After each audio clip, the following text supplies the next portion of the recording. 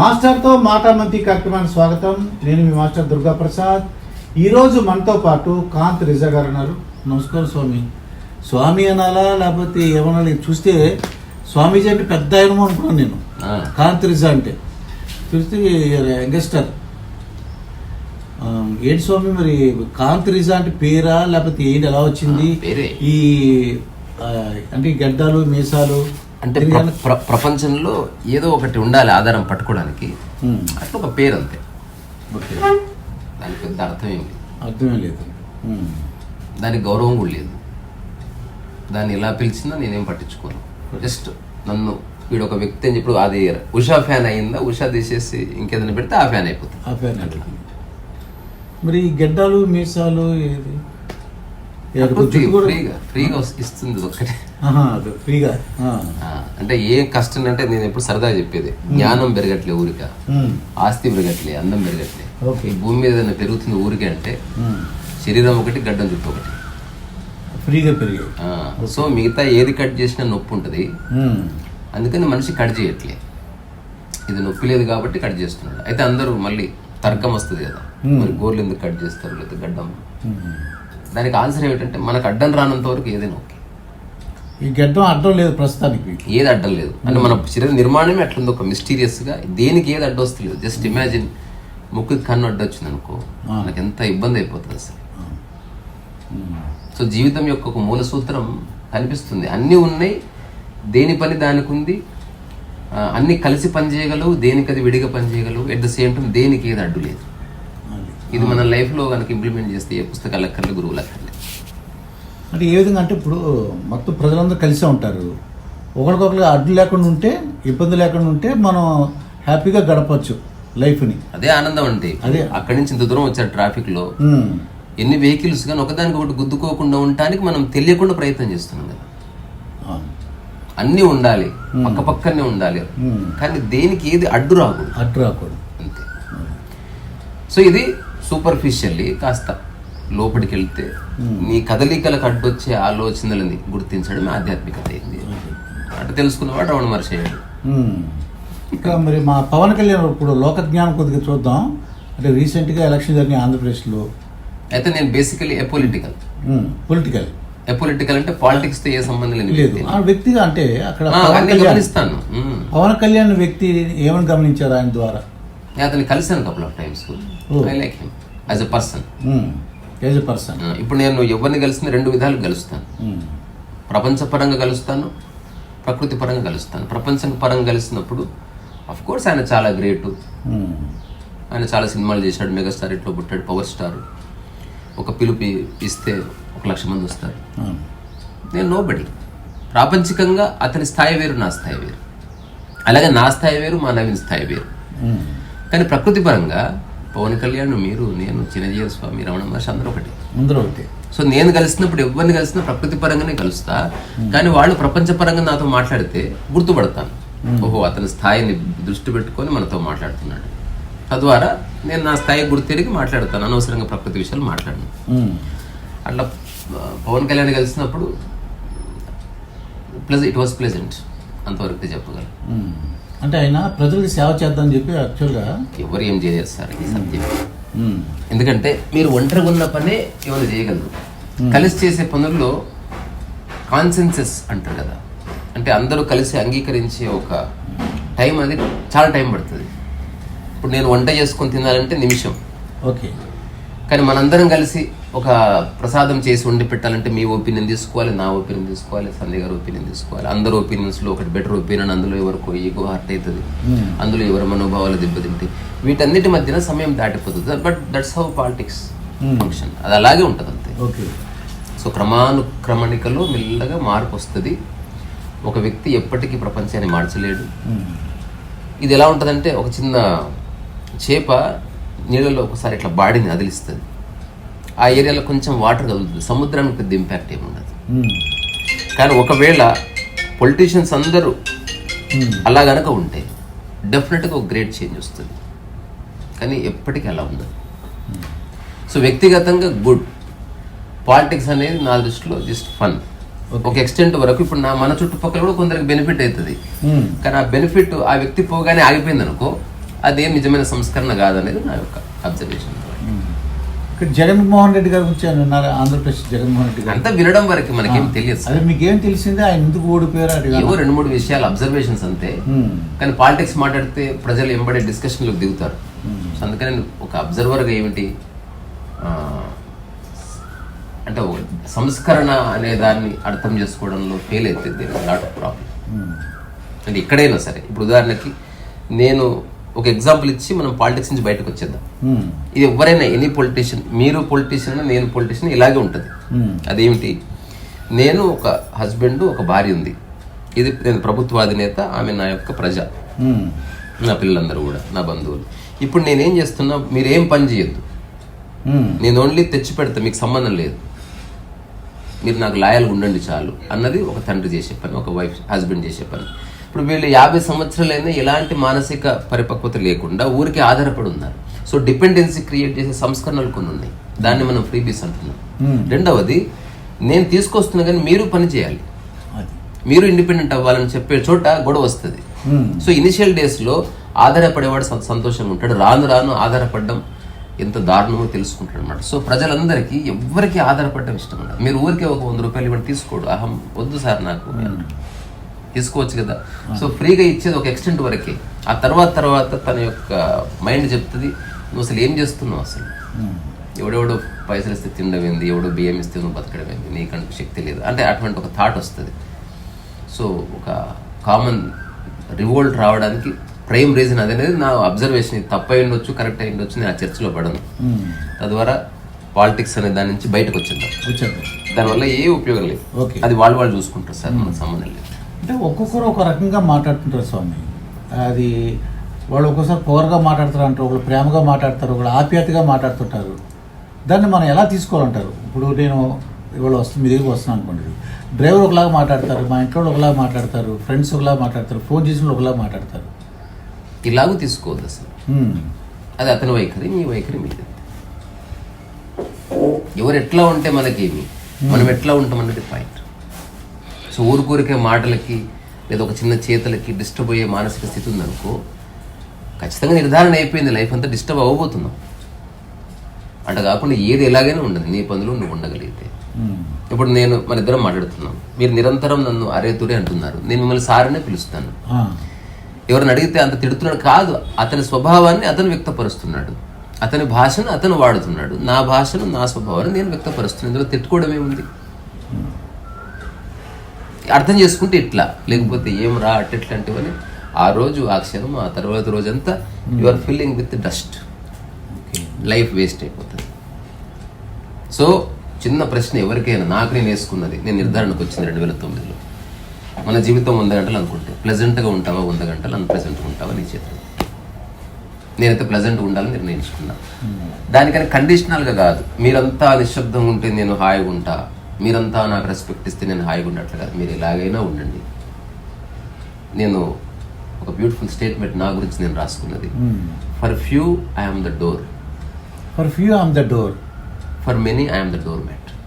Okay, for few you are the door mat అనుకుంటే నన్ను ద్వారంగా ఉపయోగించుకొని ముక్తిలోకి రావచ్చు, కానీ చాలా కొద్ది మంది గుర్తిస్తారు. లేదా for most of the people I'm the door mat.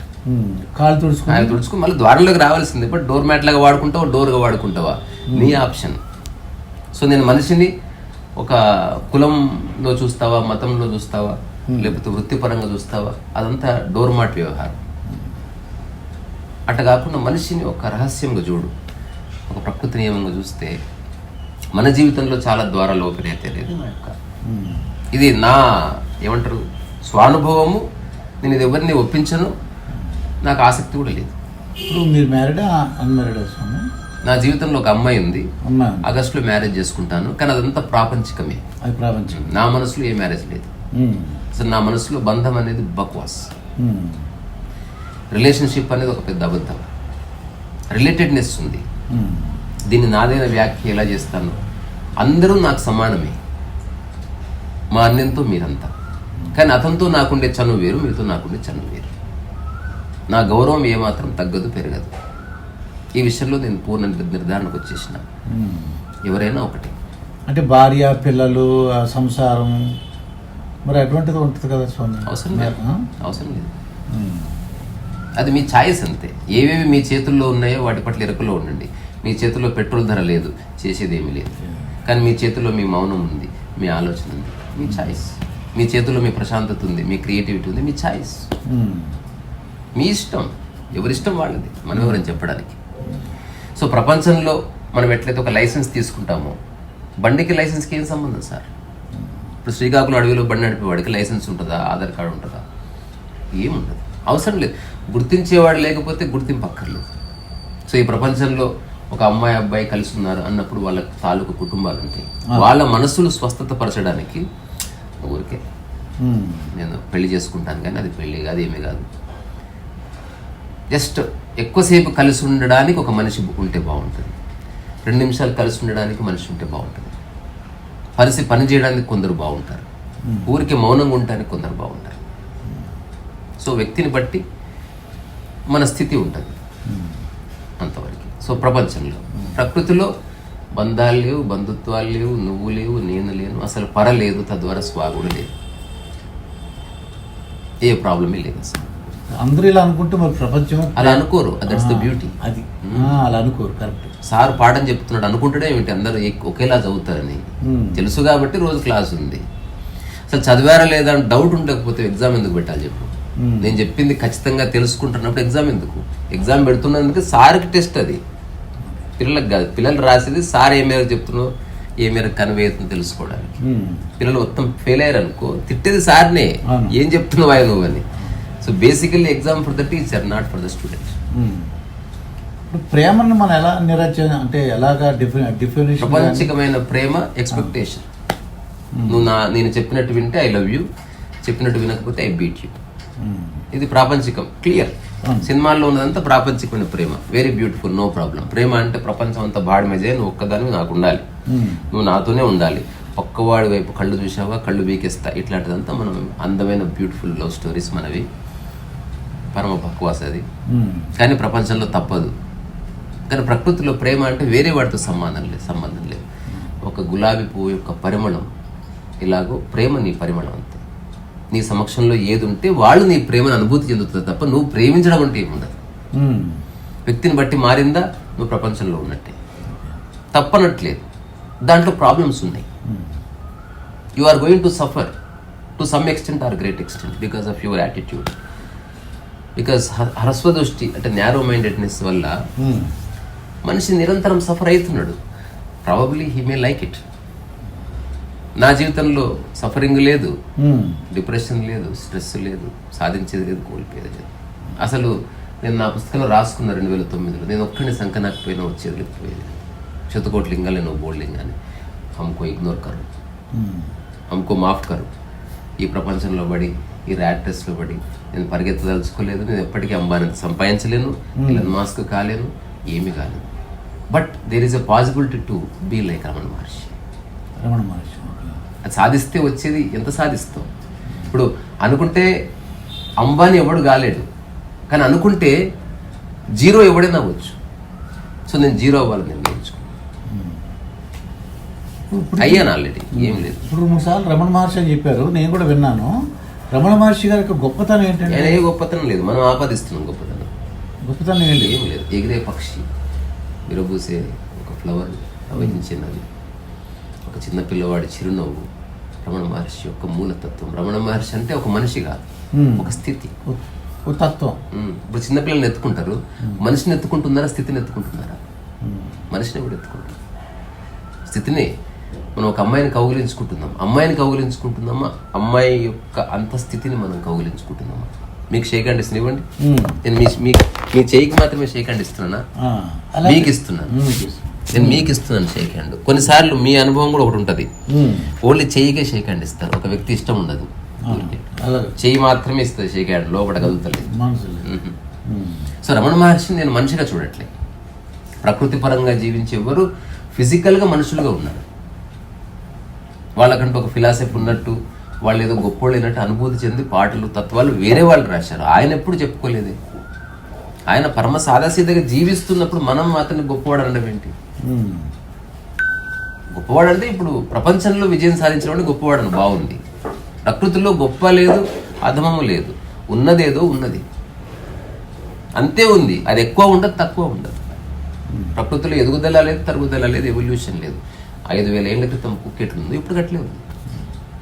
ఇప్పుడు మన చాగంటి కోటేశ్వరరావు గారును గరికపాటి నరసింహ గారు వాళ్ళ ప్రసంగాల్లో నేను చాలాసార్లు చాగంటి కోటేశ్వరరావు గారి యొక్క ప్రసంగాలు విన్నాను. రమణ మహర్షి అని చెప్తూ ఉండేవారు అన్నమాట. ఇది అంటే ఆయన గురించి చదవాలని అనిపిస్తుంది నాకు. అంటే రమణ మహర్షి స్థితి గురించి చెప్పేవాడు వేరు, రమణ మహర్షి స్థితిలో ఉండి చెప్తున్నవాడు వేరు, రెండు వేరే వేరే సార్. వేరు వేరు. ఈ చాగంటి కోటేశ్వరరావు గారు గరికపాటి గారు విన్నారా అన్నప్పుడన్నా? నాకు ఇష్టం, వాళ్ళ భాష ఇష్టం. వాళ్ళ గురించి ఒకసారి చెప్పండి. నాకు ఇష్టం వాళ్ళ గురించి. నేను రాశాను కూడా, శ్రీ చాగంటి, శ్రీ గరికపాటి, ఈ 3 నాకు ఇష్టం అని రాశాను ఒకసారి. అన్నిట్లో టీ ఉంది. ఓకే అండి. చాగంటి గరికపాటి అంటే శ్రీ చాగంటి, శ్రీ గరికపాటి. అంటే నేను తాగే టీకి రెస్పెక్ట్ ఇస్తున్నా, అలాగే గరికపాటి గారికి, చాగంటి గారికి. So I respect all. Okay, టీ చాగంటి గరికపాటి. మీరు ఘనా పార్టీ. ఇప్పుడు నాకు అర్థమైంది. సో అది నేను ఊరికే రాసుకున్న బూజు కవిత ప్రక్రియ అని నేను రాస్తున్న ఒక పుస్తకం. దాంట్లో సరదాగా ఇట్లాంటి చిన్న చిన్న వ్యాఖ్యలు ఉంటాయి. అంటే ఊరికే వాళ్ళ గురించి ఒకసారి చెప్తే నాకు ఇష్టం. వాళ్ళు చెప్పడానికి ఏం లేదు. సో నేను మనిషి వేరు, పాండిత్యం వేరు, ప్రకర్ష వేరు, ఎరుడేషన్ అంటాను. సో నేను వాళ్ళని ఎరుడేట్స్గా చూస్తాను. ఇప్పుడు అన్ని పుస్తకాలు చదివి ప్రజలకు పరిచయం చేస్తున్న వైనం అది చాగంటి గారిది. కానీ సత్యానికి ద్వారం ఉందా అంటే ఐ డోంట్ నో. అది నాకు గ్యారెంటీ లేదు. విన్నవాళ్ళు ఎంజాయ్ చేస్తున్నారు, అంతవరకు గ్యారెంటీ ఉంది. కానీ విన్న వాళ్ళకి అర్థమైందా లేదా అన్న క్రాస్ చెక్ ఉండదు. బికాజ్ అది లోకాభిరామాయణం, మంచి మాటలు, పెద్ద మనిషి మంచి మాటలు చెప్తున్నాడు రామాయణం గురించి, మహాభారతం గురించి, ఆ కథ ఈ కథ, వ్యాసుడు ఏమన్నాడు, రమణ మహర్షి ఎట్లా కష్టపడ్డాడు. నేను అడిగే ప్రశ్న అది కాదు. ఒక వ్యక్తి ఎట్లా కష్టపడ్డాడో కథ చెప్పకు, అలా నువ్వు ఎందుకుంటలేవు పోయి. అంబానీ కావాలంటే కష్టము, ఎవరెస్ట్ ఎక్కాలంటే కష్టము, రమణ మహర్షిలా ఉండడం ఎంత సులువు. చెప్తున్న వాళ్ళు ఎందుకు ఉండట్లేదు? మళ్ళా ఉండడం అంటే గోచి పెట్టుకుంటామని కదా, ఆ స్థితి. నేను దాన్ని డిఫైన్ చేస్తున్నా. ఈ క్షణమే రమణ మహర్షి కావచ్చు, ఎవరైనా కావచ్చు, ప్రపంచ విషయాలను నీ జీవితాన్ని ముడిపెట్టకుండా జీవించి చూడు. మరి అలాగే గరికపాటి గురించి ఒకసారి చెప్పండి. నాకు అతని వ్యంగ్యం ఇష్టం, అతని హాస్యం ఇష్టం, అతని ధార ఇష్టం, అతని అసాధారణ ధారణ ఇష్టం, అతని అష్టావధానం ఇష్టం, అతని యొక్క స్పాంటనిటీ ఇష్టం, అతనిలో ఇప్పటికీ సజీవం ఉన్న చిన్నపిల్లవాడి ఇష్టం, అతను ప్రజల్లో ఉన్న చాలా భక్తిపరమైన మూఢనమ్మకాలు. చాగంటి గారు అట్లాంటి విషయాలు మాట్లాడారు. Is a fundamentalist. Garikapati reformist. So Garikapati గారు ఇప్పుడు పూజ గురించి కానీ, తద్దినం గురించి కానీ, ఇట్లాంటి విషయాల్లో ప్రజలకున్న మూఢనమ్మకాల్ని ఎండగడతాడు. Is more contemporary, where Chaganti is not contemporary. He's represents the renaissance of our literature. So there is great deal of difference between them. ఇద్దరు నాకు ఇష్టం. నేను భాష పరంగా ఎంజాయ్ చేస్తాను, విట్ అండ్ హ్యూమర్ పరంగా చాగంటి గారిని ఎంజాయ్ చేస్తాను, మన గరికపాటి గారిని ఎంజాయ్ చేస్తాను. ఈ గరికపాటిలో ఆయన ఒక కొత్తదనం అంటే ఏంటంటే, చాగంటి గారు అయితే కొత్తగా రాయలేరండి, ఉన్నదాన్ని చెప్తారు. చాగంటి గారు ఏమంటారు, ఎవాంజలిస్ట్. అంటే ఆయన ఏ ధర్మంలో ఉన్నారు, వేదం ప్రమాణం అయిపోయింది అక్కడితో, అంతే. చాగంటి గారు ప్రమాణాన్ని బేస్ చేసుకుని మాట్లాడాలి. ఈ గరికపాటి గారు కొత్తగా సృష్టించగలరు. ఆయన ఏదో మీ గురించి నా గురించి చెప్పమని అన్నాను పడింది. అదే ఆయన అబ్జర్వర్. అంటే ప్రజెంట్ టైంలో ఏం జరుగుతుంది అంటే, నేను ఒక ఓల్డ్ వీడియో నేను చాలా ఏళ్ల క్రితం చూసినప్పుడే నేను మా ప్రొఫెసర్ గారు రావు గారు వి డిస్కస్డ్. అతను అప్పటికి ఫేమస్ కాదు గరికపాటి, మేము అప్పుడే చదువుకుంటున్నాం. మాడుగుల నాగపూర్ణ శర్మ అవధానిగా చాలా ప్రాచుర్యం పొందిన రోజుల్లో ఇస్కిస్కే అని ఒక చిన్న పద్యం చెప్పాడు. దాని గురించి చేయమంటే అవధాని మాడుగుల నాగపూర్ణ శర్మ గారు కూడా లైక్ చేశాడు. అంటే గుర్తుపట్టవచ్చు ఒక వ్యక్తి యొక్క ఏమంటారు ప్రావెస్, అంటే ఆ నాలెడ్జ్ని మనం గుర్తుపట్టవచ్చు.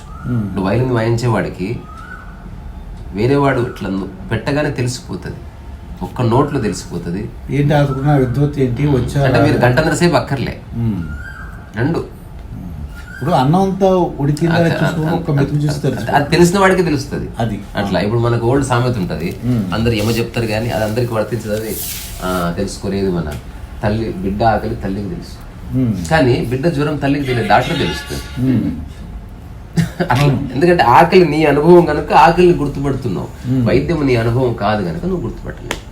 అది ఎవరి అనుభవం వాళ్ళు గుర్తుపడతారు అంతే. ఇంకా ఈ లోక అంటే ఈ ప్రజలు ఏమనుకుంటారంటే నన్ను అవమానపరిచారు, లేకపోతే నన్ను మెచ్చుకున్నారు, లేదంటే నన్ను గౌరవించారు అంటుంటారు. ఎవరన్నా మనకు అలా అనిపించింది అనుకోండి, అలాంటివి ఏమీ లేవు. ఎందుకంటే అసలు మీరేమిటో మీరు ఒకసారి పేపర్ మీద రాయగలుగుతారు, మీరు కదా ఎవరైనా. అంటే మీరేమిటి, ఎగ్జాంపుల్ దాన్ని అర్థం తేలికైన పరిభాష ఇట్లా అనుకుందాం, మీ వస్తువులు ఏమిటి అంటే రాయగలరు కదా, రాయగలరు. అట్లా మీ యొక్క క్వాలిటీస్ ఏమిటి అవి కూడా రాయండి. రాసిన తర్వాత అన్ని కన్ఫ్యూషన్స్ దూరం అయితే, ఇప్పుడు నేను చెప్తున్నా, నేను మొండివాడిని కాదు, లేకపోతే నేను అహంభావిని కాదు, నేను అంటే క్లుప్తతని ఇష్టపడతాను, ఇట్లాంటివన్నీ నేను నా గురించి నేను చెప్తున్నవి. ఇప్పుడు ఎవడో ఒక పర్సన్ వచ్చి నన్ను అన్నాడు, నువ్వు ఒక నేను అబద్ధాల కోరిని కాదు, నేను ఎవరిని ఇంతవరకు మోసం చేయలేదు. ఇది నేను నా గురించి చెప్తున్నది. ఇది వేరే వాళ్ళకి ఎట్లా తెలుస్తుంది నా గురించి? నేను చెప్తున్నా నేను మోసగాడిని కాదు.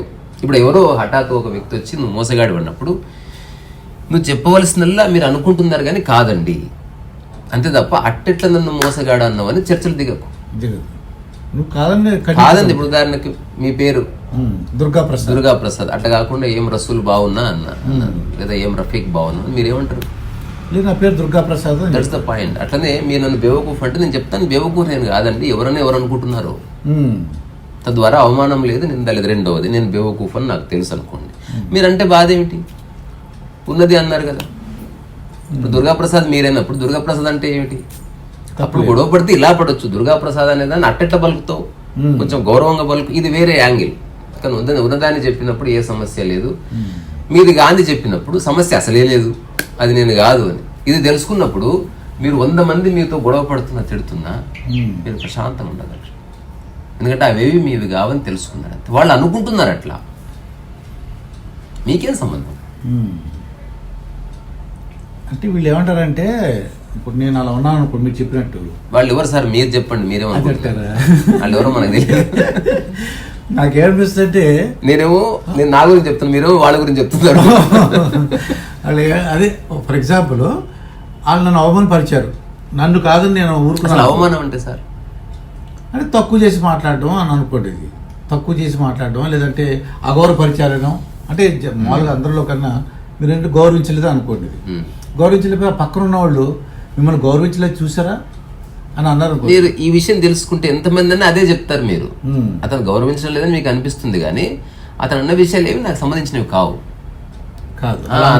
అతనికి మాట్లాడే స్వేచ్ఛ ఎందుకు లేదు? భలేవారే, అతనికి నీళ్ళు ఇవ్వండి, బాగా అరుస్తున్నాడు నా మీద, ఆయన అనుకుంటున్నాను నన్ను తిడుతున్నాను, కానీ అతను ఒక్క తిట్టు కూడా నాకు సంబంధించింది లేదు. నాకు సంబంధించింది ఏదైనా వస్తే కదా నేను రెస్పాన్స్ ఇచ్చేది. అడిగారు ఈ పెన్ ఎవరిది, ఈ పెన్ ఎవరిది, ఈ పెన్ ఎవరిది, ఎవరు ఇట్లా చూసి నా పని చేసుకున్న గంట సేపు పరిస్థితి నాకేమి నాది కాదు కదా. వీడన్నీ దులిపేసుకుంటాడు, పట్టించుకోడు. ఎవరు ఏమనుకున్నా మనకు తెలియదు. మీరు మీ గురించి తెలుసుకున్నారు లేదా అన్న చోట మిగతా ఆన్సర్స్ ఉన్నాయి. అంతవరకు ఓపిక్గా ఉండటం ఎలాగా? ఓపిక్గా అది ఒక పెద్ద అబద్ధం. అది ఓపిక్గా ఉండడం అనేది లేదు. ఓపిక ఉంది, ఉండడం ఏమిటి అసలు? ఓపిక లేని ప్రాణి లేదు. ఓపిక మన యొక్క సహజ స్థితి, మన మూల స్థితి, మన మూల స్వభావం. కానీ మనకు ఉపయోగపడే అంశాల పట్ల ఓపిక లేదంతే. మనకి ఉపయోగపడే విషయం, ఓపికగా టీవీ చూస్తారు, చదవలేరు. చదువు ఉపయోగపడుతుంది, టీవీ ఉపయోగపడదు. సమస్య ఎంత ఏంది? మా వాడికి చదివే ఓపిక లేదు, టీవీ చూసే ఓపిక ఉందని. ఓపిక లేని మనిషి లేడు అసలు. ఉంది ఓపిక, మనిషి యొక్క మూల స్థితి ఓపిక. సమస్య ఎంత ఎక్కడ వస్తుంది? ప్రకృతిలోనేమో ఉపయోగపడే పని అంటూ ఏమీ లేదు కాబట్టి అవి ఎక్కడున్నో ఓపికగానే ఉంటాయి. కానీ ప్రపంచంలో మనం రోజు షార్ట్స్ చూస్తున్నాం అనుకోండి, 50 ఏళ్ళు చూస్తే నేర్చుకునే జ్ఞానం ఉండదు, గవర్నమెంట్ ఏ సర్టిఫికేషన్ ఇవ్వదు, మీకేం పెన్షన్ రాదు. అందుకని అది వృధా పని అయింది. అట్లా కాకుండా ప్రతిరోజు 1,00,000 షార్ట్స్ కనుక చూస్తే గవర్నమెంట్ ఏదన్నా రెమ్యునరేషన్ ఇస్తుందంటే అది కూడా ఒక ఉద్యోగం అయ్యేది. ప్రతిరోజు ఇన్ని షార్ట్స్ షేర్ చేయగలిగితే, లేదా మీరు చేసిన షార్ట్ 1 కోటి మంది కనుక చూస్తే గవర్నమెంట్ మీకు నెలకు 10,000 ఇస్తుంది అంటే అప్పుడు ఉద్యోగం అయ్యిండేది. అప్పుడు మీరు ఓపికగా పని చేస్తారనమాట. ఇప్పుడు ఏమైంది? వ్యసనం అయింది. ఎందుకంటే దాని ద్వారా లాభం వస్తలేదు, పైసలు వస్తలేవు. పాలిటిక్స్ వ్యసనం కాదా? అన్ని ప్రసంగాలు, అన్ని పొద్దుస్తమానం ప్రైమ్ మినిస్టర్, అన్ని స్పీచ్లు, దాని వ్యసనం ఎందుకు అనట్లే? Because they are getting benefited out of it. ఎప్పుడైతే మీరు చేస్తున్న పనిలో మీకు ఏ లాభం లేదో, ఇన్ పర్టికులర్ డబ్బు రావడం లేదు, ఇంకొంచెం ముందుకెళ్తే పేరు రావడం లేదు, అట్లాంటి దాన్ని మనం వృధా పని కింద లెక్కేస్తున్నాం. సో మన ఓపిక అంతా మనకు ఉపయోగపడే పనుల్లో ఉండాలని పేరెంట్స్ గొడవ. మీరు అడిగిన దాని మూలం కూడా అంతే. అదర్వైజ్ ఓపిక లేని మనిషి లేడు. ఇప్పుడే వ్యసనం అని అన్నారండి, అంటే చాలా వ్యసనాలు ఉన్నాయి. అంటే సిగరెట్ ఒక వ్యసనం, అది బ్రాందీ విస్కీ ఒక వ్యసనం, ఈ సెల్ ఫోన్ ఒక వ్యసనం. ఇటువంటివి తగ్గించుకోవాలంటే ఎలా అంటారు? అది ఎవరికి వాళ్ళు నిర్ణయించుకోవాల్సిందే. మీరు అంటే కొంచెం ఆ వ్యసనాలు అంటే నేను ఏ వ్యసనాన్ని సపోర్ట్ చేస్తలేను, అయినప్పటికీ కొన్ని విషయాలు అంటే మనం ఉన్నది ఉన్నట్టుగా చెప్పాలంటే, ఒక గ్రేటెస్ట్ పర్సన్ ఉన్నాడు, ఒక painter. He used to smoke. అందరూ ఆయనకి ఇచ్చిన సలహా ఏంది, స్మోక్ ఆపమని. అన్న తర్వాత he used to ask the same question, నా పెయింటింగ్ సిస్టమ్ అంటే you are a master genius, దాంట్లో దీని పాత్ర కూడా ఉంది. when I am smoke, I become zero. దీనివల్ల నా శరీరంలో కొంత భాగం నాశనం అవుతుంది. నువ్వు మరణిస్తావు, నేను మరణిస్తాను, 5 ఏళ్ళ ముందు మరణిస్తాను, పర్వాలేదు. కానీ నేను క్రియేట్ చేసే వర్క్ నువ్వు 1,00,000 ఏళ్ళు నాకు క్రియేట్ చేయలేవు. ఇలాంటి అవగాహన ఉన్నవాడు తాగితే తాగాడు. ఇప్పుడు సిరివెన్నెల సీతారామ శాస్త్రి ఇది చైన్ స్మోకర్. నువ్వు అసలు ఏ స్మోక్ చేయలేదు, ఏ తాగలేదు, గృహిణి ఉంది, అసలు ఏం చేస్తున్నావు అసలు? ఏం బీకుతున్నావు, ఏం అలవాట్లు లేవు, ఏం లేవు, పోనీ ఏం చేస్తున్నావు చెప్పు. సో నేను సపోర్ట్ చేయను స్మోకింగ్కి, కానీ ఒక పాట ఒక అద్భుతమైన ఒక తత్వం రాశాడు ఎవడో, దానికి అది ఉపయోగపడ్డది. I don't mind. మళ్ళీ చెప్తున్నా, సరిగ్గా వినకుండా నిర్ధారణకు వస్తారు కాబట్టి స్మోక్ చేయడం తప్పు. స్మోక్ చేయకుండానే క్రియేటివ్గా ఉండు. ఇప్పుడు మన ఇద్దరం స్మోక్ చేయకుండా చక్కగా మాట్లాడుకుంటాడు, కానీ ఎవడో ఉంటాడు వాడికి అనుకోని ఒకనొక అమ్మ రండి లోపలికి, ఒకనొక వయసులో అది మంటలు పట్టుకుంది, దానికి తన క్రియేటివిటీకి లింక్ ఏర్పడ్డది. ఏం చేస్తాం? సో ఊరికే ఒక బ్లాంకెట్ స్టేట్మెంట్ ఇవ్వడానికి లేదు. వ్యక్తికి మారిపోతుంది. నిసర్గదత్త బీడి చేతులు పట్టుకొని మాట్లాడండి. ఇప్పుడు సద్గురు సుబ్రహ్మణ్యం సిగరెట్ పెట్టే అక్కడ ఉంటుంది. ఆయన ఎవరో అడిగారంట, పట్టయ్య గారు చెప్పారు, మీకోసం ఆశ్రమం కడదాం అనుకుంటున్నాం, మరి ఆశ్రమంలో సిగరెట్ తాగితే పర్వాలేదా? అమ్మో తప్పు కదండి, అయితే వద్దన్నాడు. నన్నుగా అంగీకరించలేని వాళ్ళు, నేను ఇక్కడ బాగుంది కదా నాకేమి. ఇప్పుడు ఫర్ ఎగ్జాంపుల్ సిగరెట్ వరకు పర్లేదు, బ్రాందీ విస్కీ ఏదైనా వ్యక్తిగతం సార్. మీరు బలవంతంగా వేరే వాళ్ళతో తాగించకండి. మీరు తాగితే, మీరు స్మోక్ చేస్తే దాని ద్వారా వచ్చే అన్ని సమస్యలని, అన్ని రోగాలని మీరు అంగీకరించగలగాలి అంతే. తాగినప్పుడు ఎంజాయ్ చేసి దగ్గుతున్నప్పుడు బాధపడితే కుదరదు. దాని ద్వారా వచ్చే అన్ని పర్యవసానాలు తీసుకుంటావా, అది మీ బ్రాందీ విస్కీ. మీరు సిగరెట్ వరకు పర్వాలేదు అనుకోండి. ఏదైనా వ్యక్తిగతం సార్, వ్యక్తిగత విషయాలు వదిలేద్దాం. వ్యక్తిగత విషయాలు అంటే నేను వాటిని చూడటమే లేదు అసలు. నేను ఎందుకు అడుగుతానంటే, బ్రాందీ విస్కీ తాగే వాళ్ళకి ఆ చుట్టుపక్కల ఉన్న వాళ్ళ అమ్మగారో నాన్నగారో వైఫో వాళ్ళు బాధపడతారు కదా. ఏంటి బాధపడొద్దు అంట, నేను ఎవడి ఇష్టం వాడు వదిలేయండి. ఆమె టీవీ చూస్తే నేను బాధపడితే మరి కళ్ళు ఖరాబ్ కావా? చెప్పండి. అంటే తీసుకుంటుంది ఓన్లీ హెల్త్ ఇష్యూ కాదు, చాలా విషయాలు చాలా ఖరాబ్ అవుతున్నాయి. ఒకడో కరెంటు బాత్రూంలో వేసి వచ్చావని గంటన్నర క్లాస్ బీకింది నా ముందు ఒక ఆవిడ. అంటే ఎంత ఎనర్జీ పవర్ వేస్ట్ అవుతుంది అది. నేను అన్న, గంటన్నర సేపు అరిచినావు, నీ ఎనర్జీ వేస్ట్ అయితే లేదా మరి అన్న. నువ్వు నోర్ము ఎక్కువ మాట్లాడకన్నా. సో అట్లాంటి మేధావులు ఉన్న సమాజంలో మనం ఉన్నాం. ఎందుకు సార్ వేరే వాళ్ళు గొడవ, ఎవడు సావు వాడు సావు మనకి ఎందుకు? ఇక మరి డబ్బు విషయం ఏంటంటే, డబ్బు సంపాదించాలి, అవసరం. డబ్బు అవసరం అంత. అంటే కోట్లు వేల కోట్లు అంబానీ ఆదాని వాళ్ళని దృష్టిలో పెట్టుకుని మనం ఫస్ట్ ఆఫ్ ఆల్ బైఫర్కేట్ చేయాలి. మళ్ళా డబ్బు విషయానికి వస్తే, వ్యక్తిగతంగా డబ్బు, కుటుంబ పరంగా అవసరాలు డబ్బు, నేను ఒక కంపెనీ పెట్టినప్పుడు దాని డబ్బు, రకరకాలుగా డబ్బు బైఫర్కేట్. ఇప్పుడు అంబానీ వ్యక్తిగత ఆదాయం వేరు, కంపెనీ ఆదాయం వేరు. మనం ఎప్పుడు అంబానీ అనగానే అతని ఆస్తి మొత్తాన్ని కౌంట్ చేస్తున్నాం. సో వ్యక్తిగతంగా అతని ఇన్కమ్ వేరు, కంపెనీ అసెట్స్ వేరు.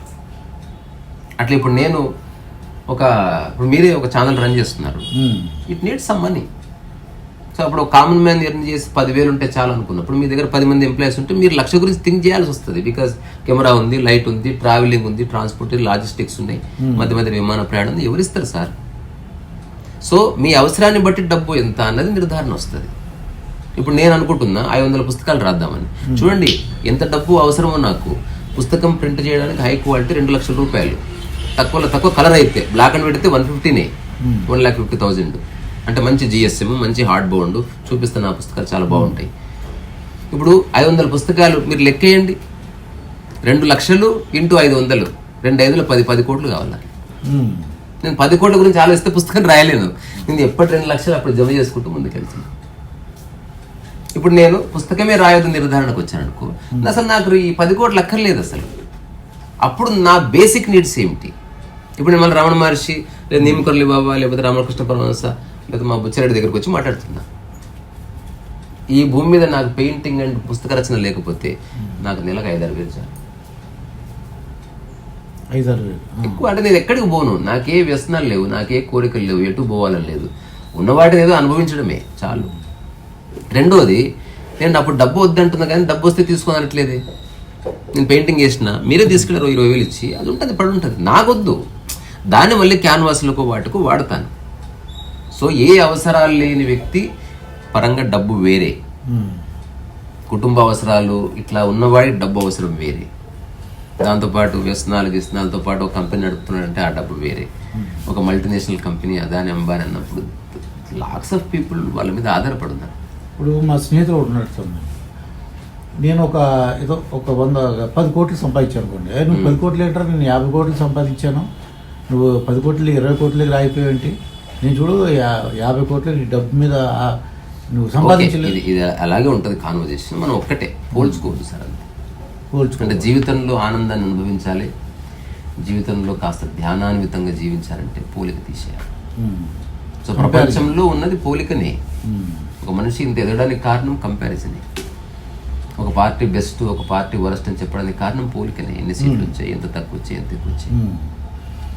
సో ఇప్పుడు నా మనసులో ఏ పోలిక లేదు, నేను ఎవరితో పోల్చుకోను. తద్వారా నేను ఎదగడం లేదు, తరగడం లేదు. నా శక్తి ఎంతో అంత పని చేస్తున్నాను, అంతకుమించి నాకేం తెలియదు. ఒక చెట్టు వేరే వాటితో పోల్చుకోకుండా ఎంత ఎదగాలో అంత ఎదుగుతుంది అంతే తప్ప పక్క దానితో కంపేర్ చేసుకుని నేను ప్రయత్నం చేస్తే అట్లా అయినాయి. ఈ ప్రపంచపు ర్యాట్ రేస్లో పడి ఆ గోడ ఈ గోడ గుద్దుకొని ఏడ్చి చచ్చిపోదాం అనుకొని, ఏదో చిన్న కొంత డబ్బు రాగానే ఎగిరి గంతులేసి ఏదేదో అనుకుని చివరికి అదంతా వృధా అని నాకు అర్థమైంది. కానీ వాటితో అవసరం ఉందని కూడా తెలుసుకున్నాను. నేను సన్యాసిని కాదు, సన్యాసాస్త్రం నేను అవసరం లేదని నేను చెప్తాను ఎవరికైనా, నాట్ నెసెసరీ. సో మనసులో భయం ఉంటుంది, సన్యాసం వస్తుంది. ఇప్పుడు నీకు డబ్బు అంటే వ్యామోహం లేదు, డబ్బు కట్టల మీద పడుకున్నా ఏమీ కాదు, ఏ పాపం అంటుకో.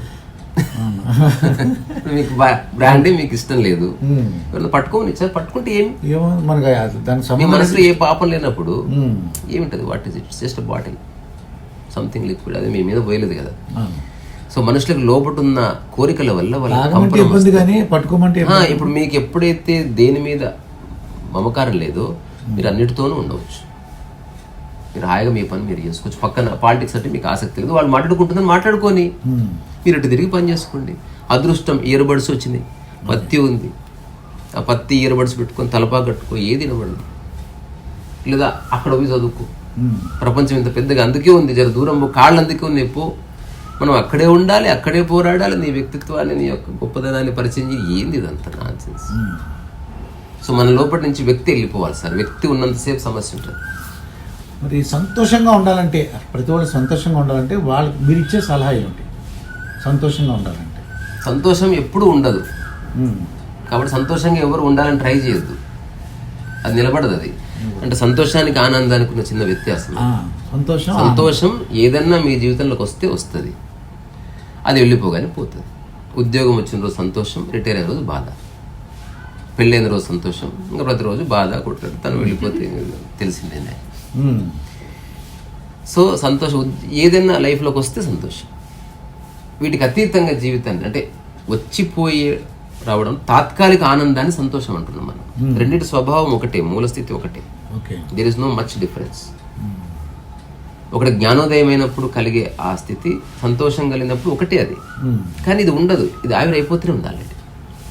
ఇప్పుడు బయటివి ఏవో లైఫ్లోకి వస్తే మనలో కలిగే ఒకనొక సంవేదన అంటే ఎక్స్పెక్టేషన్ నుంచి సంతోషం వస్తుంది. రెండవది, అసలు ఎక్స్పెక్టేషన్స్ పూర్తిగా డిస్కార్డ్ అయినాయి అనుకో, what is your state of mind? మన ఎక్స్పెక్టేషన్ లేకపోతే ఇంకా హ్యాపీగా అప్పుడు ఆ మనసు యొక్క స్థితి ఏమిటి? ఇది ఎంక్వైరీ చేయాల్సిన విషయం. సో ఏది కోరుకోకుండా ఉన్నది అనుభవించగలిగినప్పుడు అందులో స్థిరపడితే నీకు ఆనందం వస్తుంది.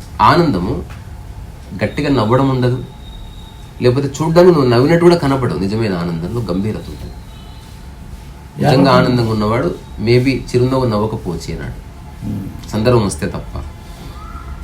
సో నిజంగా ఆనందంగా ఉన్నవాడు ఫస్ట్ ఎప్పుడో ఇనిషియల్గా అది వ్యక్తపరిచి అది సిద్ధమైపోయింది కాబట్టి మెల్లగా మౌనం అయిపోతుంది అంతే.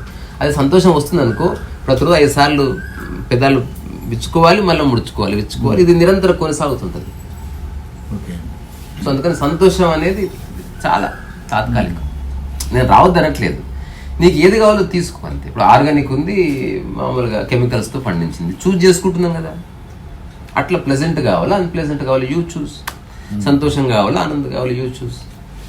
కష్టాలు కన్నీళ్ళు కావాలా, చిన్న రిలాక్సేషన్, క్రియేటివిటీ కావాలి, you choose. Jesus gave 2 options and every enlightened man gave 2 options. నీ ఇష్టం. ఫర్ ఎగ్జాంపుల్ ఎవరో పేరు చెప్పే బదులు నా పేరు చెప్పుకుంటారండి. ఏంటంటే మా ఫ్యామిలీ మెంబర్స్ కానీ ఫ్రెండ్స్ కానీ వాళ్ళు బాధపడతారని చెప్పేసి నేను కొద్దిగా అబద్ధాలు చెప్పాను అనుకోండి, అది కరెక్టా రైటా? కరెక్టే. యుక్తి అవసరం. ప్రపంచంలో ఉన్నప్పుడు మీరు అబద్ధాన్ని వాడుకోకపోతే మీరు భ్రష్టు పట్టిపోతారు. అసలు మిమ్మల్ని మ్యానిపులేట్ చేసేస్తారు. ప్రపంచంలో సత్యానికి తావే లేదు. ఎవరెవరైతే ప్రపంచంలో సత్యాగ్రహాలు చేసారో వాళ్ళంతా సఫర్ అయింది. ప్రపంచం అంతా అర్ధ సత్యము, వ్యవహారిక సత్యమే. ప్రపంచంలో సంపూర్ణ సత్యానికి స్కోపే లేదు. సంపూర్ణ సత్యంలో అసలు వేరే వాళ్ళు లేడు. ఇప్పుడు వేరేవాడు ఉన్నారు, మీరున్నారు, ఇద్దరు మనసులు ఉన్నాయి. అక్కడ మనసులు ఫైట్ చేస్తున్నాయి, మీరు కాదు. సో మీ నిజ స్వభావం వేరే ఉంది, అది పక్కకు జరగబడ్డది. అలాంటప్పుడు అబద్ధం, నేను 1,00,000 అబద్ధాలు అప్పుడప్పుడు ఆడతాను. రెండోది కొంతకాలం తర్వాత చెప్తాను కూడా. నా ఇంటెన్షన్ అబద్ధం ఆడడం కాదు, కానీ ఎదుటి వ్యక్తి స్టూపిడ్ అయినప్పుడు మన సమయం వృధా చేసుకోవద్దు.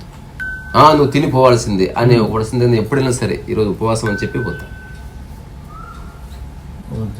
అంటే మన స్థితిని అర్థం చేసుకోకుండా బలవంతంగా ఫుడ్ పెట్టే వాళ్ళతో తప్పించుకోవడం మంచిది అబద్ధం చెప్పి. నాకు కొంచెం నాలుకలో అల్సర్ వచ్చిందంటే డాక్టర్ గారికి చెప్తా. నేను అసలు ఏ మొహమాట పడను అబద్ధం చెప్పడానికి. నేను దాన్ని అబద్ధం అని యుక్తి అంట. సో అబద్ధానికి యుక్తికి ఇచ్చిన తేడా ఏమిటి? అబద్ధం అంటేనేమో ఓన్లీ టంగ్, యుక్తిలో శరీరం కూడా ఉంటుంది. అవతల ఎక్కువగా ఏంటంటే అవతల బాధపడతారేమో, ఈ విషయం చెప్తే బాధపడతారని చెప్పేసి ఇంకా అబద్ధం ఆడారనుకోలేదు. అది అబద్ధం. అంటే మీకోసం అబద్ధం మీరు అబద్ధం ఆడట్లే. You are being honest for yourself అన్నట్టు. మీ పట్ల మీరు నిజాయితీగా ఉన్నారు. ఎందుకంటే ఇప్పుడు ఇబ్బంది కలుగుతుంది. మరి ఎలా? సో సత్యం ఉంది, నిజం ఉంది, అబద్ధం ఉంది. నిజం అబద్ధం అనేది ప్రపంచానికి సంబంధించింది. అది సందర్భాన్ని బట్టి తేల్చుకోవాల్సింది. ఇప్పుడు మెడ మీద కత్తి పెట్టి నువ్వు ఇదైతే బతుకుతావు, ఇది కాకపోతే చస్తావంటే అందరూ అబద్ధం చెప్తారు.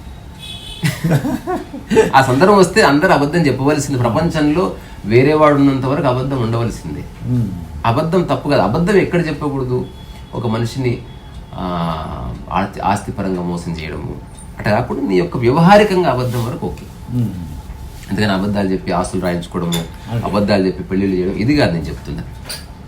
అది మళ్ళీ అది మోసం కిందకి వస్తుంది. అబద్ధంలో ఈ క్షణం ఇప్పుడు టీ తాగే ఉద్దేశం లేదు, సత్యం చెప్తే వాళ్ళు వినడం లేదు. మీరు మా ఇంటికి వస్తే ఏం తాగాలి, ఏదో ఒకటి తాగాలి. అయ్యో నేను ప్రతి శనివారం తాగట్లేదు, నేను ఎప్పుడన్నా గురువారం అట్లా వస్తే ఇద్దరు కానీ నేను గురువారం ఎప్పుడు పోను. ఇంకా సింపుల్. అట్లా కొంచెం చిన్న మన గురించి మనం కేర్ తీసుకోవడానికి అదొకటి దారి. ఎందుకంటే అనవసర చర్చ వస్తుంది. నేను చాలా చూశాను.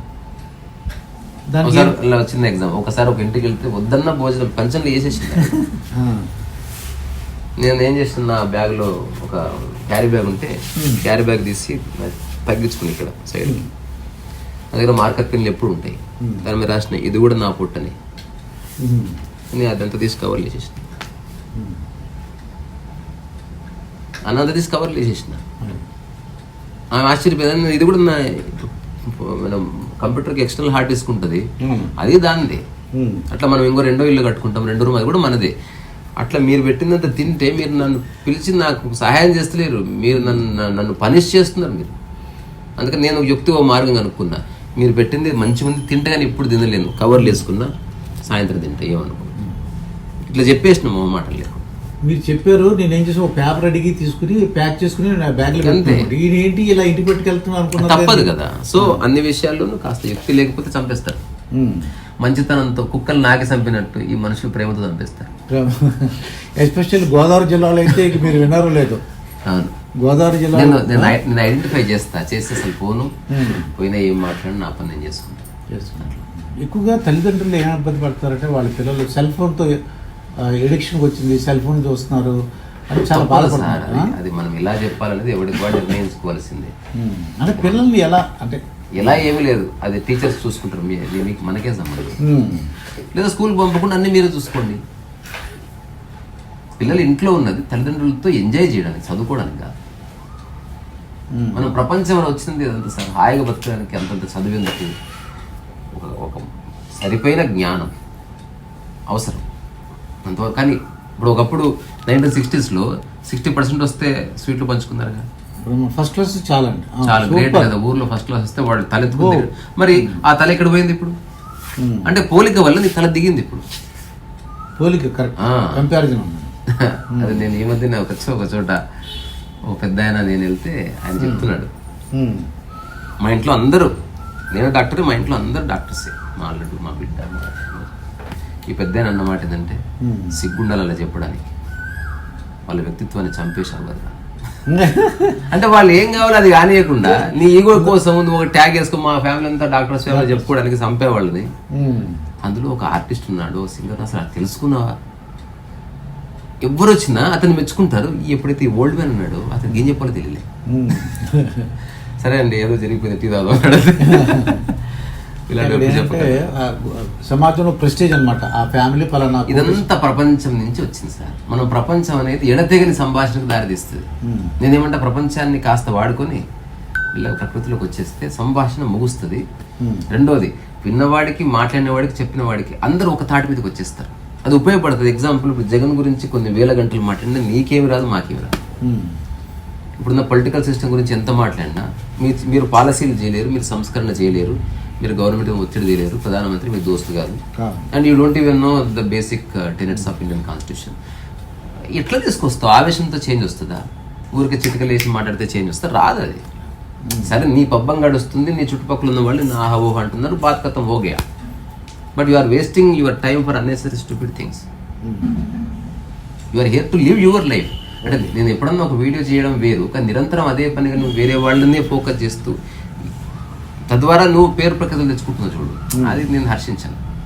సరే ఎంత మాట్లాడినా నేను ఎండు లేదంటుంది దానికి. టీవీ సీరియల్ కంటే ఇంకా అది ఇంకా ప్రెషర్ అంటే ఒత్తిడి ఏమి లేవు సార్. ఇటువంటి జయించాలంటే పాపం మనిషి ఉందనుకోండి, మీరు భలే ఉన్నారు సార్. ఇప్పుడు నేను మీ నెత్తిన 200 కిలోల బరువు పెడతా. ఇప్పుడు ఆ బరువుని నువ్వు జయించమంటే ఎట్లా జయిస్తావు? ఫస్ట్ బరువు పెట్టడం తప్పు కదా. బాడీ ఎంత బరువు వస్తుంది మీది? 25 కిలోలు అంతవరకు అది మీ సమస్థితిలో ఉంది. 25 కిలోల తర్వాత కిలో పెరుగుతుంటే మీ బాడీ పర్సన్ అవుతుందా లేదా? సో శరీరం ఎట్లయితే బరువు మోయలేదు, మనసు మోయలేదు. సో ఎంతసేపు how to release your stress, ఇప్పుడు నేను బుక్ చదివా, stress management for busy people. వాళ్ళు రాస్తున్నారు కానీ మూలంలోకి వెళ్ళట్లే, వాళ్ళు కవరప్ చేస్తున్నారు తప్ప అసలు ఒత్తిడి లేదు. ఒత్తిడి రావడానికి మూల కారణం ఏమిటి? ఒకటి, ఎంత సమయంలో పూర్తి అవుతుందో అంత సమయంలో కాకుండా అంతకంటే తక్కువ సమయంలో పూర్తి చేయాలనుకున్నప్పుడు ఒత్తిడి వస్తుంది. That's all. అది కెపాసిటీని మించి చేయమన్నప్పుడు అంతే. ఇప్పుడు అదే మీ శరీరానికి బరువు, శరీరానికి ఒత్తిడి ఉంది, మనసుకు ఉంది. అంటే దాని స్థాయి ఏమిటో గుర్తించకుండా దానికి పని అప్పచెప్తే ఎట్లా? లూనా ఇచ్చి ఢిల్లీ పోయి రాకుంటే ఎట్లా? లూనా ఇచ్చి ఢిల్లీ ఎంత ఒత్తిడి అవుతుంది వాడికి? నీకు బండి ఇస్తా ఢిల్లీ, వాడు అడగాలి ఫస్ట్. అంత అగ్రిమెంట్ రాసుకుని వస్తే లూనా ఉందనుకో, ఢిల్లీలో రావాలంట, నడిచి రమ్మంటే బెస్ట్, హాయిగా బెస్ట్ నడుచుకుంటూ పోవచ్చు. గిఫ్ట్. ఇప్పుడు లూనా అంటే బరువు కదా, నా గరక నా గడక, దాన్ని వదలలేవు, మేము అది పెట్టిపోలేము, ఎందుకంటే బాండ్ రాయబడ్డది కాబట్టి. అందరి పరిస్థితి అంతే. ఏదన్నా ఆవేశంలో ఎంటర్ అవుతారు, ముందే పూర్వాపరాలు అన్ని చూసి తర్వాత దాన్ని తత్వ విచారణ చేసి కానీ ఎస్ నువ్వు చెప్పకూడదు. ఇంకా కొంతమంది తెలుసో తెలియక మరి ఆత్మహత్య, కొంతమంది ఎవరు నాకు తెలియదు సార్. మీ సంగతి చెప్పండి. ఆత్మహత్యలు తెలియదు సార్, తెలియదు. సో మెనీ రీజన్స్ ఉన్నాయి. అంటే అవగాహన లేని కారణంగా ఉన్న జనరేషన్ వాళ్ళని మీరన్నా జాగ్రత్తగా ఉంటారు బాబు. నేను చెప్పాను సార్ ఎవరికి, చెప్పరు అస్సలు. ఎందుకంటే నాకు ఎవరు చెప్పలేదు, ఎందుకంటే ఎవరు చెప్పినా వినలేదు నేను. అసలు ఒక వ్యక్తి వింటాడా సార్ మాట? ఇప్పుడు ఎవరైనా అరుస్తున్నాడు రోడ్డు మీద, వాడిని మీరు ఆపండి చూద్దాం. భారీ ఆపదు సార్. ఆ టైంలో ఏది ఉంటుంది పుచ్చుకొని కొట్టేస్తుంది. మళ్ళీ అంత సర్దుమడినాక నిజమే తప్పుకి ఇప్పని చెప్పేవాళ్ళు చాలా మంది ఉన్నారు. మీకు మారాలన్న ఉద్దేశం లేకపోతే మిమ్మల్ని ఎవరు మార్చలేరు, మీరు ఎవరు చెప్పింది వినరు, మీరు ఓన్లీ చెవుల వరకే వింటారు తప్ప అది మీ లోపలికి దిగే అవకాశం లేదు. So I'm not a fool. నేను అందుకే ఎవ్వరికి ఏం చెప్పట్లేదు, నేను పిట్టలా కూస్తున్నంతవరకే. నాకు ఏ ఆసక్తి లేదు జనాలు వింటారా, కామెంట్ చేస్తారా, వాళ్ళు మెచ్చుకుంటారా, వాటన్నిటికి ఒక దండం. నేను కంప్లీట్ లిబరేషన్లో ఉన్నా, ఎవడెటు పోయినా నాకు సంబంధం లేదు. అందరూ బాగుంటే బాగుంటుంది అని అనుకుంటా. ఇప్పుడు ఒక ఫాదర్ నాతో చెప్పిన మాట చెప్తే అది నాకు అప్లై అవుతుంది. నా పిల్లలందరికీ హాయిగా రోగాలు లేకుండా బాగుండాలని కోరుకుంటే ఎందుకో తెలుసా సార్ అని. నా చుట్టూ 2-3 ఏం చెప్పారు, మంచి హృదయం సార్, కాదు నా ఆఫీస్ టైం వేస్ట్ అయితే వాళ్ళు హాస్పిటల్ తీసుకుపోవాలి, అది నా డబ్బులు దుబ్బుతాయి. నేను కూడా అట్లే కోరుకుంటున్నాను, అందరూ బాగుంటే నేను ఎవరికి నాతో పని ఉండదు. అందుకని ప్రతి ఒక్కరూ ఆనందంగా పూర్తి జ్ఞానంలో పూర్తి సంపదలో ఉంటే నన్ను విస్మరిస్తారు. కాబట్టి నేను అది కోరుకుంటున్నా. మీ దగ్గర బండి కావాలని కోరుకుంటున్న తద్వారా నేను నా బండి మీద ఒక్కడిని పోవచ్చు. నాకు వద్దే మనుషులతో. నాకు ఆసక్తి లేదు, కోపం లేదు, ఆసక్తి లేదు. రెండోది, కలిస్తే స్నేహితులు కలవలసిందే. సరదాగా చెప్తే ఏదో ఒకటి ఎక్స్చేంజ్ అవ్వచ్చు. మీరు నాకేదో ఇవ్వచ్చు, నేను మీకు ఏదో ఇవ్వచ్చు. కంపల్షన్, ఒక సిద్ధాంతం, ఒక సూత్రం, ఇలాగే చేద్దాం, మనం అంతా కలిసి జీవితాన్ని మారుద్దాం. ఇప్పుడు కోపం అన్నారండి, కోపం అసలు ఎందుకు వస్తుంది? కోపం వాళ్ళు మీరు అనుకున్నది జరగకపోతే కోపం వస్తుంది అంతే. అందులో ఏముంది? అందులో మీరు అసలు మీరు ఏది అనుకోకపోతే ఏ కోపం రాదు. రమణ మహర్షికి ఎందుకు కోపం రాదు? అనుకున్నది ఏమీ లేదు. ఈరోజు సాంబార్లో ఎల్లిపాయ వేయాలంతే అనుకున్నాడు అనుకో, వేయకపోతే ఎంత కోపం వస్తుంది? అట్లా కాకుండా ఏది ఉందో శివ. అందుకే ప్రసాదం పెట్టినాం మనం గుళ్ళో. ఎవడు బిర్యానీ పెట్టాడు, ప్రసాదం పెట్టాడు. ప్రసాదం అంటేనే నీ ఒక్క మైండ్ పక్కన పెట్టేరా, నువ్వు అనుకున్నట్టు ఉండదు, అదే ప్రసాదం. అటు జీవితాన్ని ప్రసాదంగా స్వీకరిస్తే ఏ ప్రాబ్లం లేదు. మనం జీవితాన్ని బిర్యానీ అనుకుంటున్నాం కాబట్టి ప్రాబ్లం ఉంది. వాళ్ళు కోపం వచ్చిందని అంటే వాళ్ళు అనుకున్నది అంతే అంతే, అందుకు కోపం వచ్చింది అంతే. అర్థం చేసుకోవడం మీరు లేదా సరే, మీరు తినొద్దని అట్టేమి లేదు. అర్థం చేసుకోవడంలో ఒక మహత్వం ఉంది. ఏదైనా అడగచ్చు, జరగలేదు సరే ఓకే అనుకుంటా. అక్కడ అహం అడ్డొచ్చి కోపం వస్తుంది. నేను చెప్తే నువ్వు కాదంటవా, అది కాదు, అది వచ్చింది నేను కదా. ఇక జాతకాలు ఏంటి స్వామి? జాతకాలు అంటుంటారు, జాతకం చెప్పించుకోవడం, జాతకం అవన్నీ ఉన్నాయి సార్, అవన్నీ ఉన్నాయి. వాళ్ళు ఏంటంటే ఫ్యూచర్ ఏం జరగబోతుందో తెలుసుకుందాం అనుకుంటున్నారు. నేను అనుకున్నాను జాతకం అంటే ఎవరికి ఏం తెలియదు. ఫస్ట్ ఆఫ్ ఆల్ ఎవరైతే చెప్పించుకుంటున్నారో వాళ్ళకి బేసిక్ తెలియదు. ఇప్పుడు ఒక హాస్పిటల్ పెట్టాడు ఒక ఆయన, అతను డాక్టర్ అవునో కాదో తెలియదు. నువ్వు వెళ్తావా లేదా? వెళ్తాను. హాస్పిటల్ అవునో కాదో తెలియదు, అయినప్పటికీ వెళ్తావంతే. అట్లా వెళ్తారంతే. ఇప్పుడు ఎవరైనా వెళ్తున్న వాళ్ళు ఒక్కటి క్రాస్ చెక్ చేసుకోండి. చాలా మందికి 2 పదాల మధ్య వ్యత్యాసం తెలియదు, specific and general. Specific and general. General అంటే నన్ను అడగండి ఏదైనా ప్రశ్న, జనరల్ ఆన్సర్ ఇస్తా, స్పెసిఫిక్ ఆన్సర్ ఇస్తా. ఏదైనా అడగండి, ఏదన్నా అడగండి, 2 ఆన్సర్స్ ఉన్నాయి. జనాలకు తేడా తెలియదు కాబట్టి మాయలో పడతారు అంతే. అడగండి ఏదన్నా, ఫస్ట్ నేను ఇచ్చే జనరల్ ఆన్సర్ ఇస్తా. జనరల్ ఏదన్నా క్వశ్చన్ అడగండి, ఏదన్నా అడగండి. అసలు అంటే ప్రతి దాంట్లో 2 ఉన్నాయి, అది నేను డెమాన్స్ట్రేట్ చేద్దాం అనుకుంటున్నాను. చెప్పండి, మీకు ఇంత నాలెడ్జ్ ఎలా వచ్చింది మీకు? అంటే మేము అడిగే ఏ ప్రశ్న మీరు చెప్పేస్తున్నారు. ఇంత నాలెడ్జ్, ఇంత అవగాహన శక్తి కానీ చెప్పే కెపాసిటీ ఎలా వచ్చిందని నా డౌట్గా ఉందండి. ఎలా ఇంత వయసులో? ఏదో మా పూర్వీకులు, మా పూర్వజన్మ, మా అమ్మ పెట్టిన అన్నం, ఇదంతా ఇది జనరల్. ఇది జనరల్. మీకు 50 ఏళ్ళనే అర్థం అయితే అవ్వదు. మా పూర్వీకులు అయిపోయింది, మా నాన్నగారు. స్పెసిఫిక్ అంటే ఒక పర్టికులర్ టైంలో నేను నా మైండ్ని అధ్యయనం చేసి అసలు జీవితానికి సంబంధించిన ప్రాబ్లమ్స్కి ఎక్కడ ఉంది, దాని సెంటర్ ఎక్కడ ఉంది. సో ఆలోచనలోనే సమస్య ఉందని తెలిసింది. నిద్రలో నాకే సమస్య లేదు. అట్లా నిద్రలో ఉన్న నా స్థితిని మెలకువలో కొనసాగించే ప్రయత్నంలో నాకు జవాబు దొరికింది సార్. ఇది స్పెసిఫిక్ ఆన్సర్. ఇప్పుడు ఇది మీరు ఆచరించి చూడొచ్చు. ఫస్ట్ ఇది ఆచరించలేరు. జనరల్ ఆన్సర్స్లో వేరే అంత ఉంటుంది, స్పెసిఫిక్ ఆన్సర్లో నువ్వు ఉంటావు సెంటర్లో. అట్లా ఏదో ఒకటి తిందాం పదండి, ఏదో ఒకటి జనరల్. ఎక్కడో చోట తిందాం పద, జనరల్. బాగున్నారు, అందరు బాగున్నారు, general. Life is nice, general. Define what is nice. స్పెసిఫికేషన్లో నైస్, నాకు నైస్ అనిపించి మీకు నేను చెప్పేది మీదే. ఆ నైస్ ఏమిటో నిర్వచించండి చూద్దాం. ఆ నిర్వచనంలో మీరు దొరికిపోతారు అనమాట. మీరు నిర్వచించలేరు. జనరల్ చాలా బాగుంటుంది అనమాట. ఏదో పని చేసుకుంటూ హాయిగా ఇది జనరల్. ప్రతి ఒక్కరికి క్షమించే గుణం ఉందనుకోండి. క్షమించే అవసరం లేదు సార్. పక్క వాళ్ళ గురించి వదిలేయండి సార్. క్షమించడం ఎందుకు అసలు? కోపమే లేకపోతే అసలు తలకే నొప్పదంతా. అది అబద్ధ వ్యవహారం. అది క్షమించడం అసలు క్షమించలేదు సార్. ఎవరున్నారు సార్ క్షమించడానికి? నువ్వేమంత తోపని ఏదో చేశారు, వాళ్ళు ఇష్టం అట్లా చేశారు అనుకుంటే అయిపోయాయి. చాలా బాగుంటుంది. వాళ్ళకి ఇష్టం అలా చేసుకున్నాడు. ఏమో ఎవరి సంగతి నాకు తెలీదు. నాకైతే ఎవరి మీద ఏ కోపం లేదు. నేను ఎవరిని క్షమించాను. అసలు కోపమే లేనప్పుడు అవసరం లేదు. ఎవరు ఎట్లన్నా ఉండొచ్చు. నేను అట్లా కోరుకుంటా. నేను చెప్పాను డోర్ మ్యాట్ అన్నాను కదా. Door mat. నన్ను తిట్టొచ్చు, నువ్వు క్రిటిసైజ్ చేయొచ్చు, అది మీ ఛాయిస్ అంటది. నా ప్రయత్నం అంతా మీరు అట్లా ఉన్నంత మాత్రం నేను ఎందుకు డిస్టర్బ్ అవ్వాలి?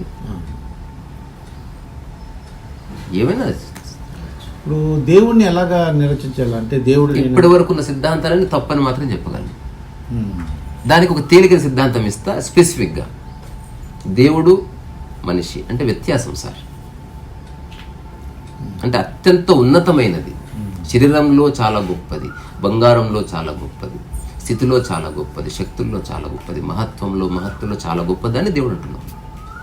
అవేవి లేని మామూలు మనిషిని మనం ఒక శరీరాన్ని మనం మనిషి అంటున్నాం. అంతే కదా. ఏదైనా శరీరంలో ఉండి కొంచెం అద్భుతంగా చేస్తే మహనీయుడు అంటున్నాం, ఇంకొంచెం చేస్తే మహాత్ముడు అంటున్నాం, ఇంకేదో వదిలేస్తే మహర్షి అంటున్నాం, ఇంకేదో చేస్తే రాజర్షి అంటున్నాం. ఇదంతా టైటిల్స్. బట్ మనిషే, దేవుడు కాదు. ఇప్పటి వరకు ఇన్ని వేల సంవత్సరాల్లో ఈ ఆలోచనకు దాటి అసలు ఆలోచించలేకపోయింది సమాజం. ఇప్పుడు నేను అంటే స్పెసిఫిక్గా చెప్తున్నాను. ఇప్పుడు నేను దీని గురించి తత్వ విచారణ చేసిన.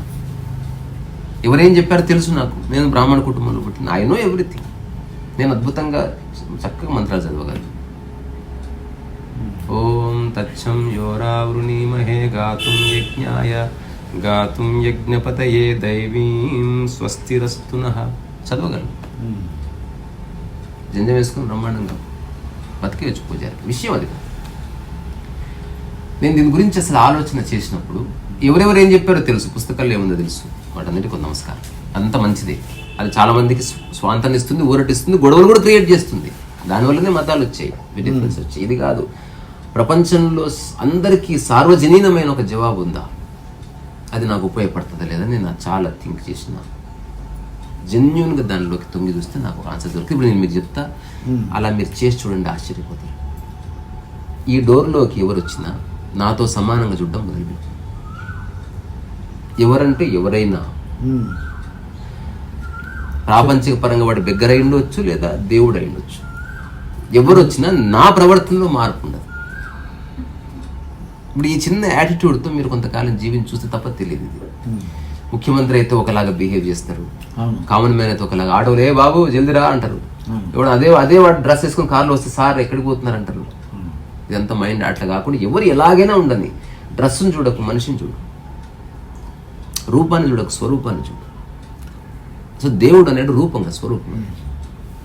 సో నీ స్వస్వరూపం, స్వరూపం, రూపాల నామరూపాలు పోయినాయి అనుకోండి.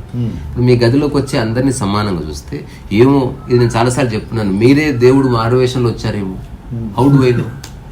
సో ఎవరినైనా సమానంగా చూస్తాను కనుక నాకు కాన్ఫ్లిక్ట్ రాలేదు. సో దేవుడు ఉన్నాడంటే ఉండని అంట.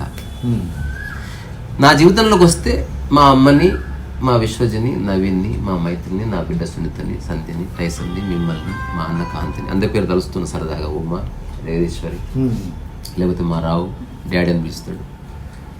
ఇట్లా ఎందరెందరో, మా బాలాజీ, వాళ్ళెంత సమానము. దేవుడు అంతే. ఇది విషయం దేవుళ్ళు లేదు, నీ మనస్సులో ఉంది. ఇప్పుడు బంగారం గొప్పది ఎట్లే, నీ మనసులో దానికి స్థానం ఇచ్చినావు కనుక. అదర్వైజ్ మామూలు రాయి కదా. ఇనుము కూడా అంతే కదా. అంతే. అన్ని ప్రకృతిలో బంగారం ఎంతో, రాయంత. ప్రపంచంలో బంగారం చాలా గొప్పది, ప్రపంచంలో దేవుడు చాలా గొప్పవాడు. ప్రకృతిలోకి వచ్చి చూస్తే నీవెంతో, దేవుడు అంత. దేవుడు మనిషి కాదు, అదొక స్థితి. అది అన్నిట్లోనూ ఉంది. చాలా మంచి విషయాలు చెప్పారు కాంతరిజా గారు. చిన్న వయసు వాయిస్తా.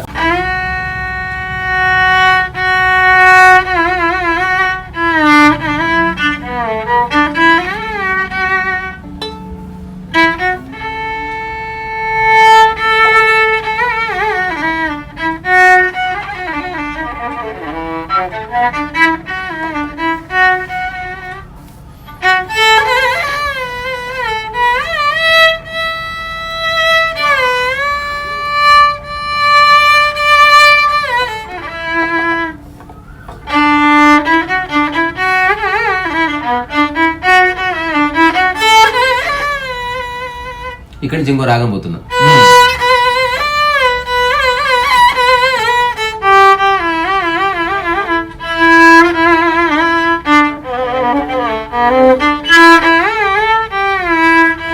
ఇక్కడి నుంచి ఇంకో రాగం.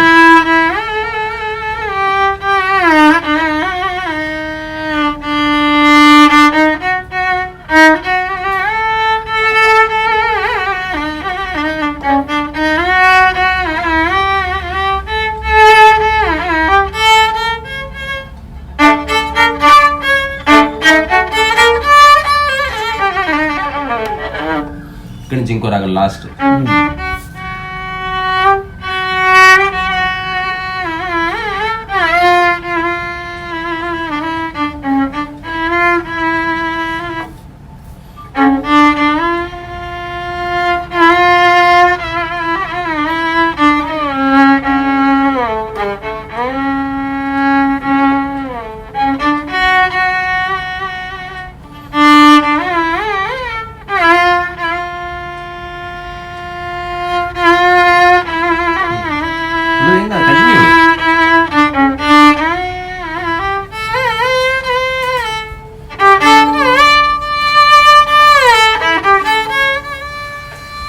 ఇందులో చిన్న పాట వాయించి ముగిద్దాం.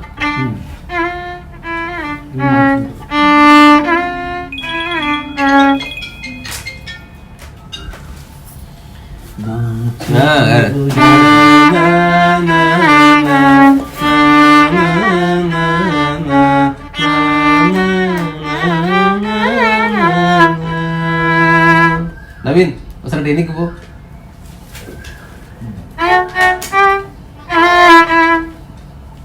మళ్ళీ ఫస్ట్ నుంచి వాయిద్దామా?